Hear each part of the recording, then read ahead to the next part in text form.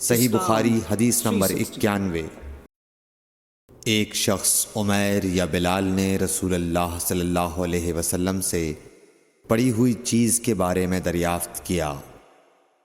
آپ نے فرمایا اس کی بندھن پہچان لے، یا فرمایا کہ اس کا برتن اور تھیلی کو پہچان لے، پھر 1 سال تک اس کی شناخت کا اعلان کراؤ، پھر اس کا مالک نہ ملے تو اس سے فائدہ اٹھاؤ، اور اگر اس کا مالک آ جائے تو اسے سونپ دو۔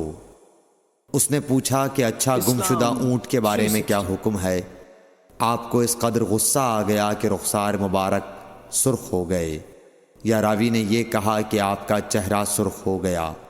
یہ سن کر آپ صلی اللہ علیہ وسلم نے فرمایا تجھے اونٹ سے کیا واسطہ؟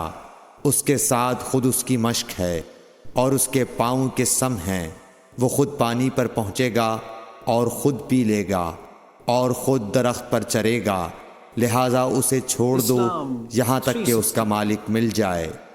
اس نے کہا کہ اچھا گمشدہ بکری کے بارے میں کیا ارشاد ہے؟ آپ نے فرمایا وہ تیری ہے یا تیرے بھائی کی، ورنہ بھیڑیے کی غذا ہے۔ حدیث نمبر 92۔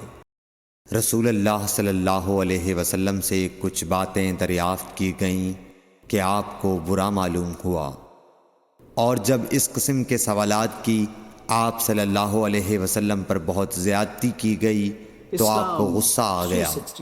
پھر آپ نے لوگوں سے فرمایا اچھا اب مجھ سے جو چاہو پوچھو۔ تو ایک شخص نے دریافت کیا کہ میرا باپ کون ہے؟ آپ نے فرمایا تیرا باپ حذافہ ہے۔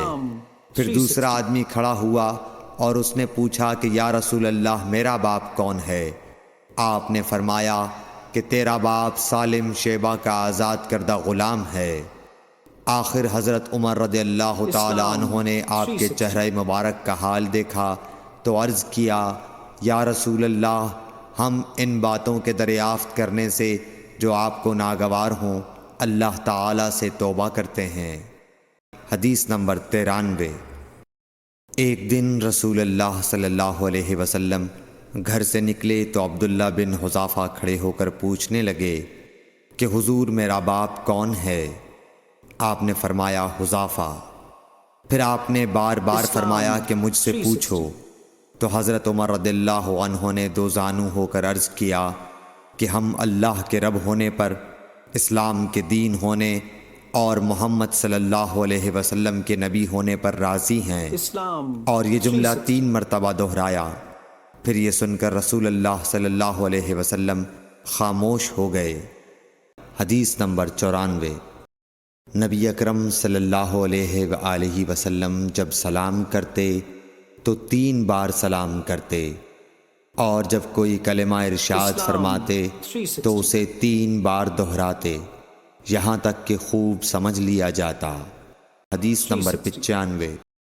رسول اللہ صلی اللہ علیہ وسلم جب کوئی کلمہ ارشاد فرماتے تو اسے 3 بار لوٹاتے یہاں تک کہ خوب سمجھ لیا جاتا، اور جب کچھ لوگوں کے پاس آپ تشریف لاتے اور انہیں سلام کرتے تو 3 بار سلام کرتے۔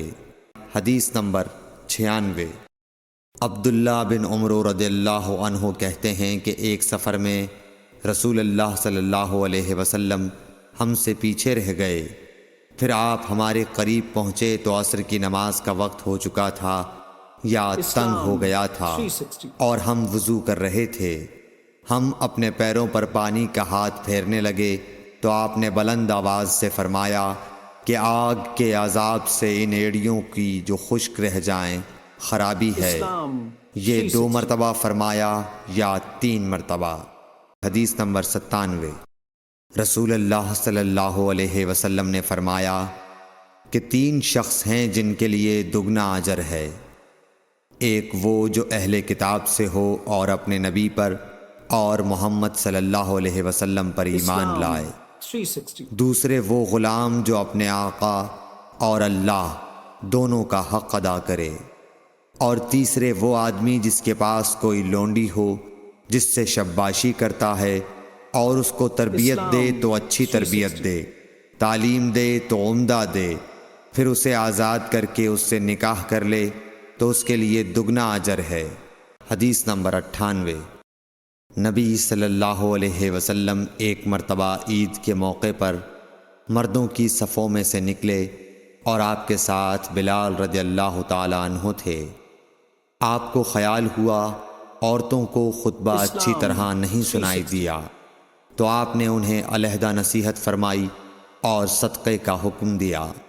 یہ واز سن کر کوئی عورت بالی اور کوئی عورت انگوٹھی ڈالنے لگی، اور بلال رضی اللہ تعالیٰ عنہ اپنے کپڑے کے دامن میں یہ چیزیں لینے لگے۔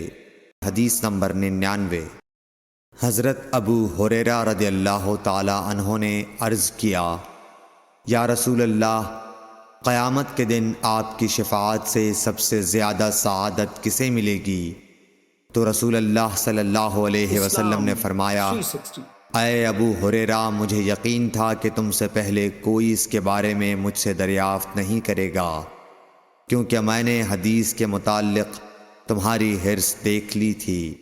سنو، قیامت کے دن سب سے زیادہ فیضیاب میری شفاعت سے وہ شخص ہوگا جو سچے دل سے یا سچے جی سے لا الہ الا اللہ کہے گا۔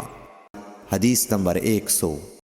رسول اللہ صلی اللہ علیہ وآلہ وسلم نے فرمایا کہ اللہ علم کو اس طرح نہیں اٹھا لے گا کہ اس کو بندوں سے چھین لے، بلکہ وہ پختہ کار علماء کو موت دے کر علم اٹھائے گا، حتیٰ کہ جب کوئی عالم باقی نہیں رہے گا تو لوگ جاہلوں کو سردار بنا لیں گے، ان سے سوالات کیے جائیں گے اور وہ بغیر علم کے جواب دیں گے، اس لیے خود بھی گمراہ ہوں گے اور لوگوں کو بھی گمراہ کریں گے۔